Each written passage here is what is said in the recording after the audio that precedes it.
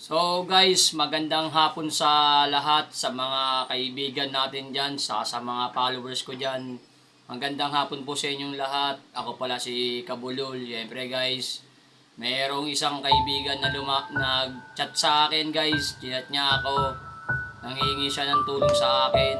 Kasi sabi niya, siya daw ako daw yung makakatulong sa kanya. Pero sabi ko guys, sige kung ano yung may kakaya, ano yung magagawa ko, tatulong, okay, gagawa ko. Kaso nga lang guys, wala nga talaga akong financial ngayon. Dahil wala rin ako ngayon. Siyempre para sa pamilya ko lang din yung meron ako ngayon.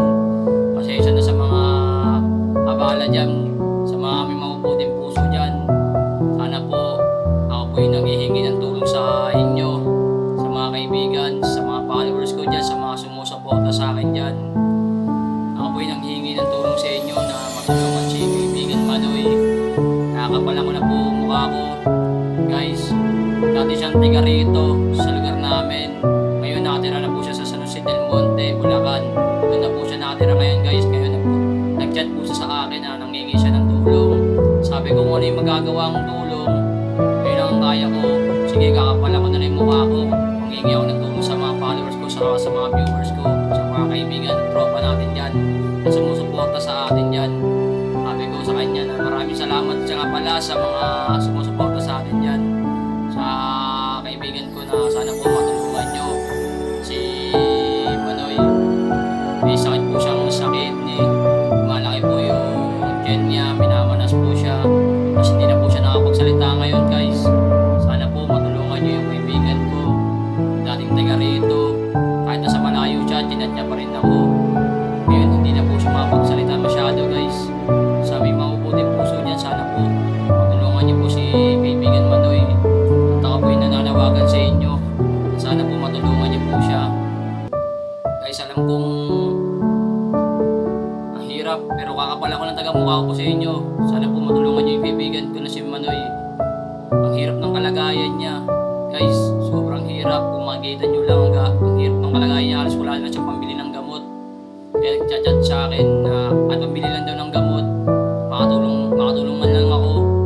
Guys, hindi lang matutulong sa kanya ngayon na lalapit ako sa inyo. Sana po matulungan niyo po siya sa kanyang pambili ng gamot, guys.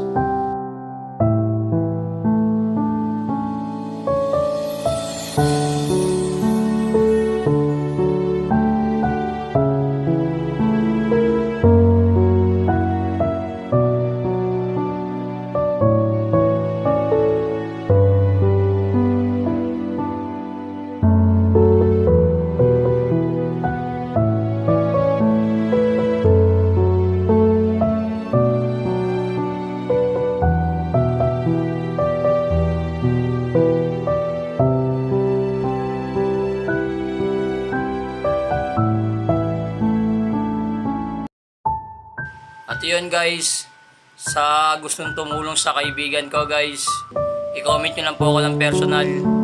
At syempre guys, makakarating yung tulong sa kanya guys. Ipopost ko po yan para makarating sa inyo. Nakatunayan na nakarating sa kanya yung mga tulong na ibibigay niya sa kanya.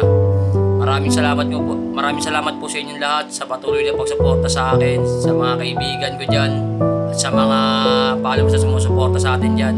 Thank you po sa inyo at God bless. Sana guys, marami pa tayong matulungan kahit sa konting paraan lang. Dahil nandiyan din kayo, kaya malakas ang loob ko. Kasi alam kong sinusuportahan nyo ko at alam kong tutulungan nyo ko. Sana pagdating ng araw guys, makabawi rin ako sa inyo. Sana guys, pagdating ng araw, mas marami pa tayong matulungan. Maraming salamat po sa inyo.